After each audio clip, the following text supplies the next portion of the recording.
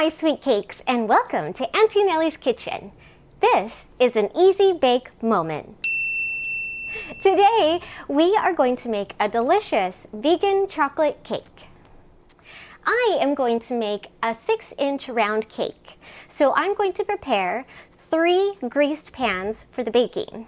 And you want to preheat your oven at 350.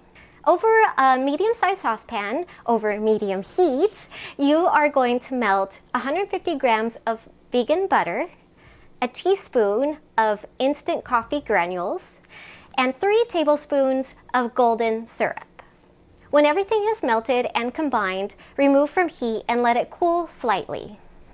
In your mixing bowl, you are going to combine 2 1/4 cup of flour, 3/4 cup of sugar, 4 tablespoons of cocoa powder, 3 teaspoons of baking powder, and 1 teaspoon of baking soda. We're going to whisk this all together until well combined. Next, we're going to add our buttermilk. And to make buttermilk for vegans, you're going to take a tablespoon of lemon juice and pour that into 1 1/4 cups of soy milk or almond milk or any kind of vegan milk.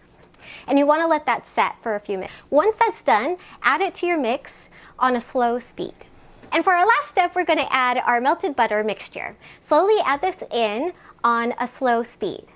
Once everything is in your mixing bowl, you're going to mix on medium-high for 60 seconds.